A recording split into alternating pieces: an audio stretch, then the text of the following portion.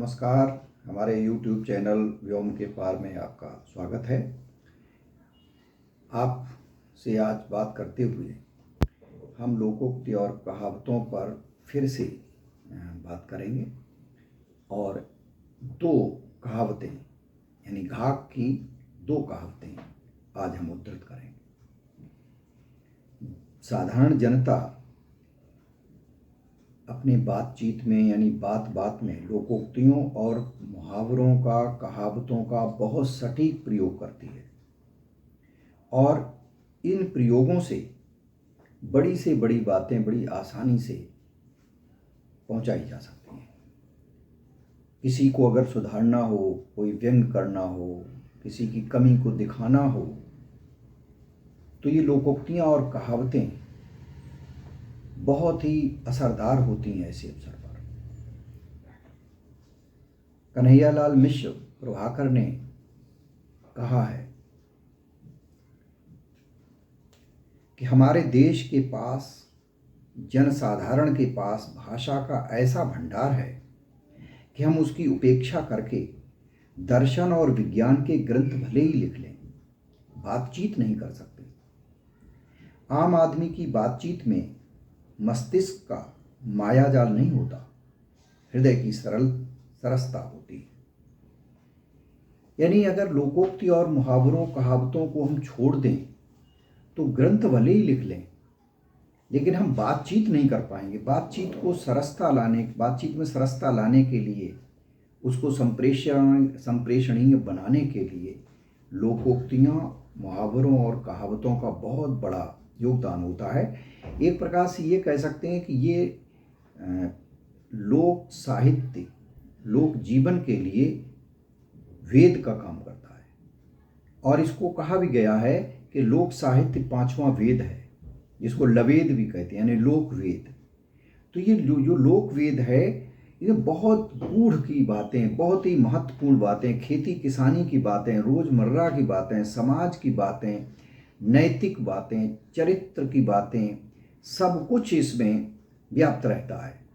और लोकोक्तियाँ और कहावतें यूं ही नहीं बन जाती, सैकड़ों साल लगते हैं एक एक लोकोक्त कहावत को बनने को। घाघ, जो कई कन्नौज के पास सराय घाघ के रहने वाले थे, उनकी कहावतों बहुत प्रसिद्ध हैं। बात बात पे घाघ की कहावतों का उदाहरण दे दिए जाते हैं और अपनी बात की जो हम कहना चाहते हैं उसकी पुष्टि के लिए घाघ की कहावतों का सहारा लिया जाता है।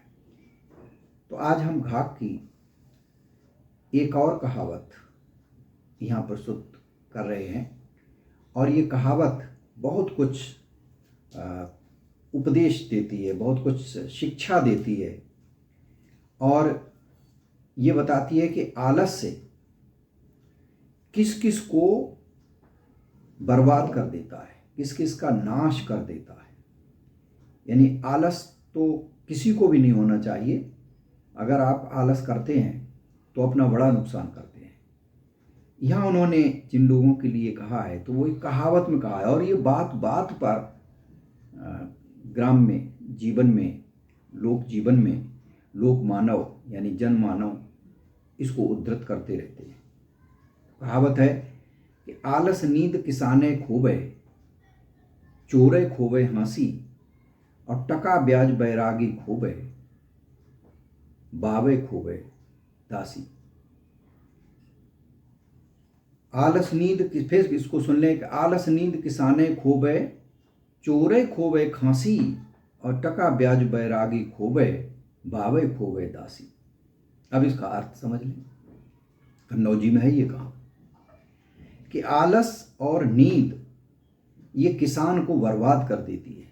अगर किसान को आलस आता है, बात बात में वह उसे आलस आता है और नींद आती है, बहुत नींद, उसको बहुत अधिक सोता है, तो उसको ये नष्ट कर देती है। उसका ये जो आलस और नींद है किसान को बर्बाद कर देती है, खो देती है। चोरे खोवे खांसी, अगर कोई चोर है और उसे खांसी आती है, चोरी करने गया और वहाँ पर खांसी आ गई तो पकड़ जाएगा, तो चोर को खांसी बर्बाद कर देती है, उसको नष्ट कर देती है। टका ब्याज बैरागी खोवे। ये एक महत्वपूर्ण बात है कि टका ब्याज बैरागी खोवे।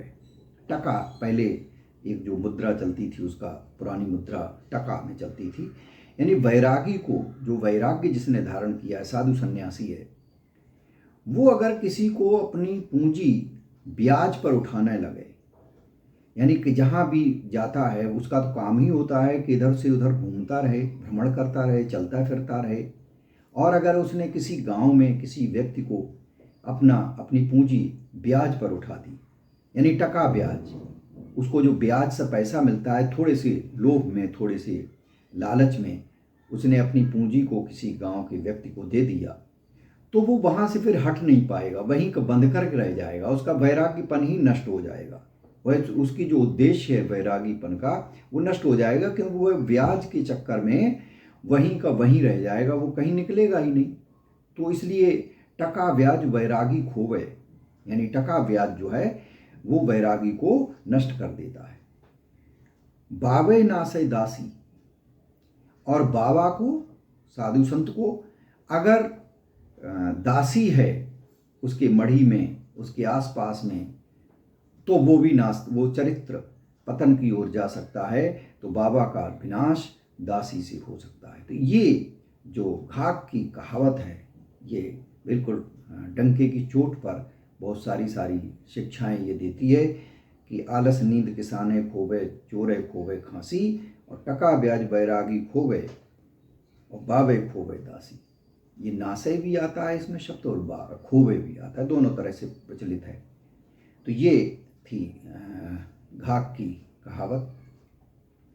एक और कहावत आज हम अपने इस कार्यक्रम में ले रहे हैं, और वो भी बहुत महत्वपूर्ण कहावत है।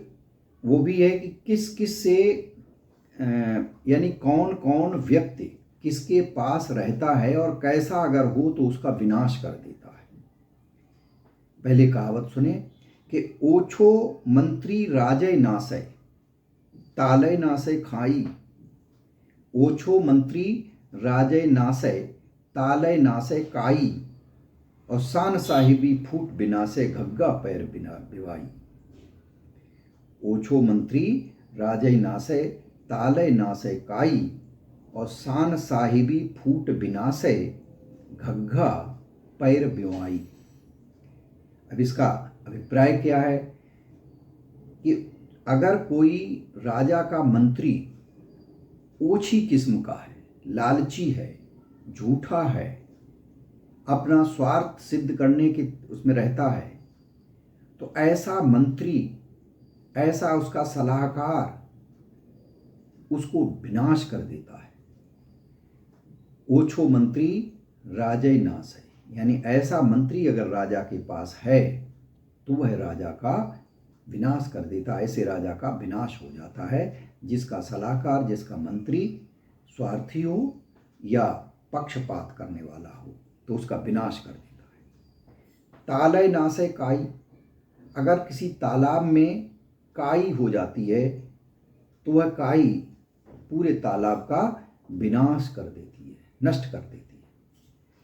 सान साहिबी फूट विनाशय, अगर आपस में फूट है, लड़ाई है, परिवार में अगर एक दूसरे से सब लड़ते हैं, तो कितना भी बड़ा व्यक्ति हो, यह फूट, जो आपस की फूट है, घर की फूट है, ये उस बड़े से बड़े व्यक्ति को बर्बाद कर देती है।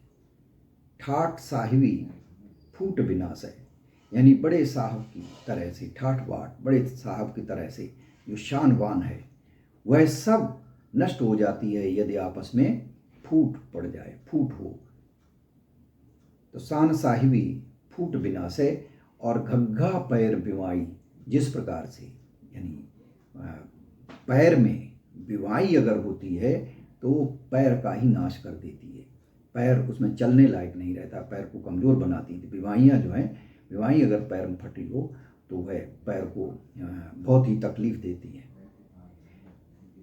एक बार फिर कहावत सुन लें कि ओछो मंत्री राजय नासय, तालय नासय काई, और शान साहिबी फूट बिना से गंगा पैर बेमाई। तो ये जो कहावत है, ये बात बात में इसका उदाहरण दे दिया जाता है कि अगर किसी का सलाहकार कोई ठीक नहीं है तो उसका नाश हो जाता है। तो आज हमने ये दो कहावतों पर, जो वाक की कहावतें हैं, इन दो पर यहाँ बातचीत की, उनके बारे में चर्चा की। ये कहावतें आपको कैसी लगी, इसको आप सुने और टिप्पणी लिखें। और अगर चैनल को सब्सक्राइब नहीं किया है तो सब्सक्राइब कर लें और अपनी बात ज़रूर लिखें, अपनी टिप्पणी लिखें। अगले जो कहावत है उसे हम शीघ्र ही फिर आपके सामने प्रस्तुत करेंगे। दो कहावतें गाहक की। नमस्कार।